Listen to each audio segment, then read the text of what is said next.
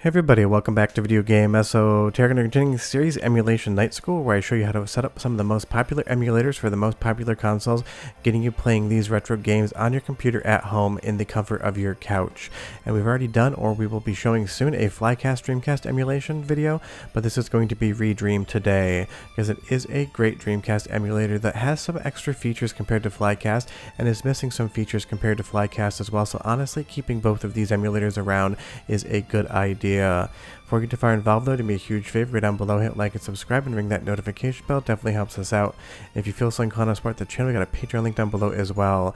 And again, if you need additional help and direct access to me via chat, I do have a $10 Patreon membership called Emulation Night School, where I will help you try to get this set up if you run into any roadblocks.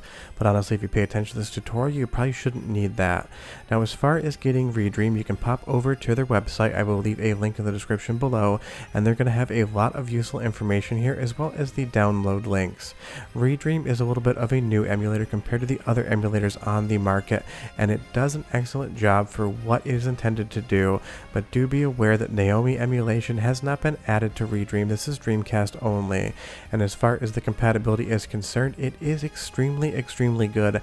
The vast majority of Dreamcast games are going to work on Dreamcast via Redream, but if you want to check a particular game, I do recommend you do so just to see, to make sure it's playable. Take a look at something like Blue Stinger here. All three versions, US, Europe, and Japan, are marked as playable on the emulator, so you're going to be able to play one of Dreamcast's weirdest games of all time. Because honestly, when I think of Dreamcast, I think of Blue Stinger, Dogs Bauer, and Hassie. But leave me a comment down below and tell me what's the first game that pops into your mind when you hear Dreamcast. Now, as far as the system requirements are concerned, for the most part, Redream will run on a potato if that potato is fresh. You really don't need much whatsoever. You need a decent GPU, a decent CPU, and 512 megabytes of RAM. And at this point in time, I'm assuming everybody has at least that. Now, as far as a BIOS is concerned, you don't theoretically need one for Redream, but you can install one, and I will show you how to do that, because the compatibility can be slightly better and you get that fun splash screen.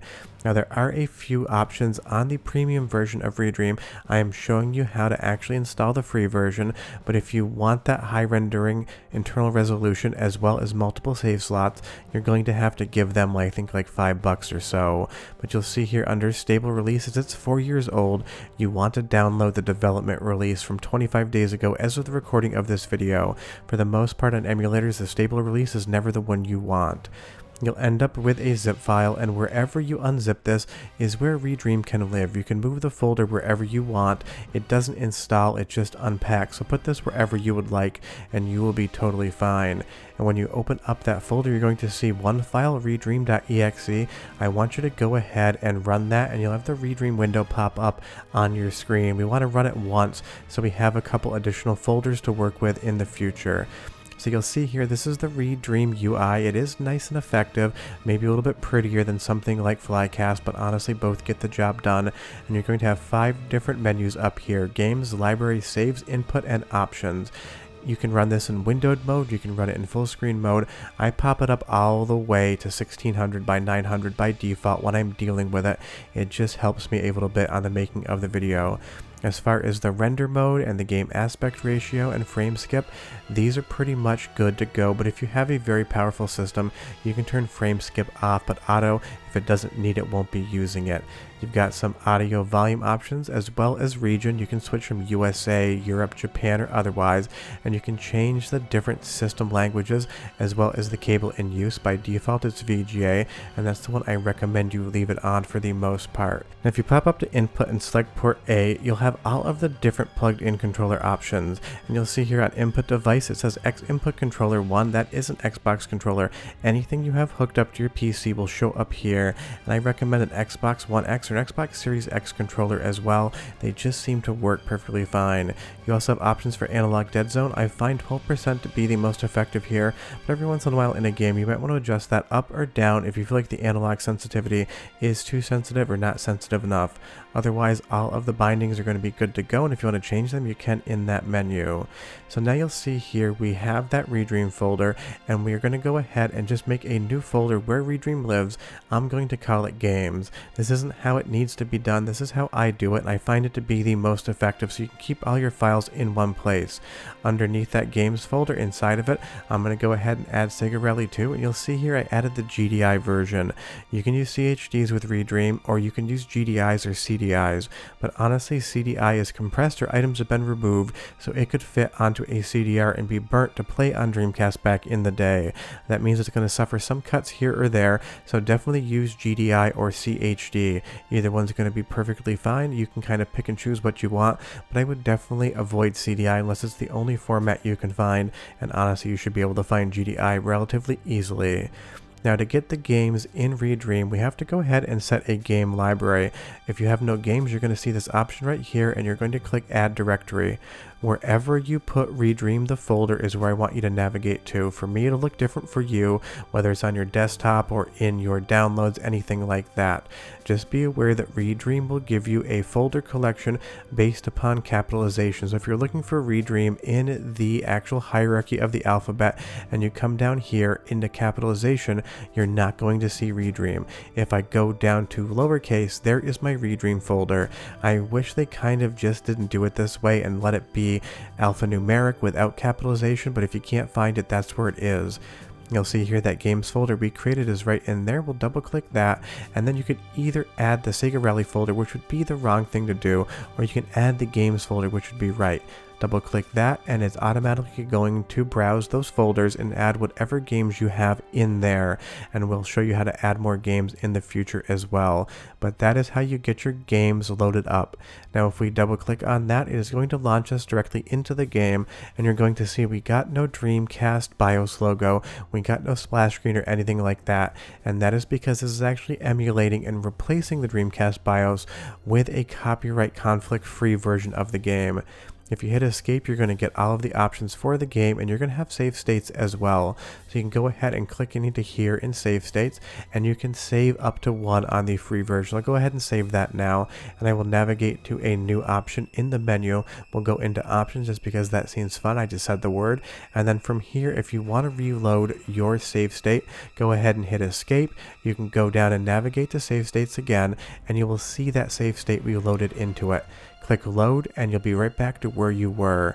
Honestly, one save state works totally fine for me, but if you want more than one, you can go to that premium Redream as well. And if you did need to change this, not on this one, but on another game, you can go ahead and pick the change disk option right here. Something like D2 coming on 4 disc, this is going to be very important. But do this and your games will be working totally fine. And if you want to go ahead and just change the game, you pop over to the games tab and pick whatever you want. Obviously, I just have one right now. So you'll see here now in that folder where Redream is, we have different VMU files, and that is because we've saved. You can leave everything here as is. You're totally fine not to move anything around. Redream will set up the files the way you need it to. So if we go under games, we can go ahead and add whatever game we want, 2, 10, the entire library, doesn't really matter. Just make sure that they are in their own folder under games. This works the best for me, and again, I am on a GDI version. So go ahead and add games to the library again. It should be at the top, and now it'll auto scan that directory and add whatever games in folders exist. So if we double click on D2, you're going to see we're brought right into the game, ready to play totally fine. So you can add 20 games off the top, 100 games, or add them one at a time. And if you want to delete the games, just delete the folder, and Redream will automatically rescan it when you ask it to, and they will go missing. Now, if you do want the original Dreamcast BIOS, the file that you're going to find is dc_boot.bin. Redream is looking for boot.bin without the DC underscore. So when you find the BIOS file, you're going to have to remove those 3 characters and just leave it as boot.bin. If you add the file and it doesn't load up the BIOS, that means you didn't change the name, and you will know pretty quickly. And honestly, you don't really need the BIOS, but I prefer it, so I do pop it in there, and you'll know it works because when you select a game again, you're going to see the Dreamcast logo pop up, and you can even go into the menu where you can play audio discs, things such as that. If you don't see this screen, it means the original BIOS is not installed, and you can do a region-free BIOS as well. And you'll see we get right back into D2 again, the exact same way we did before, but now we have those BIOS files. And Redream is interesting in the fact that it doesn't require it of you, and honestly the compatibility should be pretty much par between using their BIOS and using the original, so you can kind of do whatever you'd like in this situation. But I do recommend adding that BIOS in. It's just what I like to see. I love getting the logo before I see the games. It feels like the true Dreamcast experience.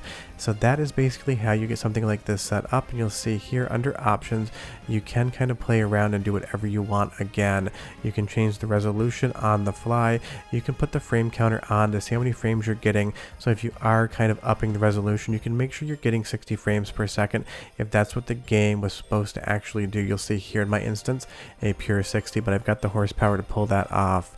But if you follow this tutorial, you'll be getting Dreamcast games running on Redream. You'll have full controls, you'll have a BIOS file if you so choose, and you can start playing Dreamcast games on your PC today. And if you have any questions or comments, leave them down below. And again, if you need customized help, just pop over to my Patreon, and there is that tier there. But if you paid attention, honestly, most of you should not need that whatsoever. But go try out some Redream, play some Dreamcast games, have some fun, do some emulation, and I'll see you next time for the next episode of Emulation Night School. Bye-bye.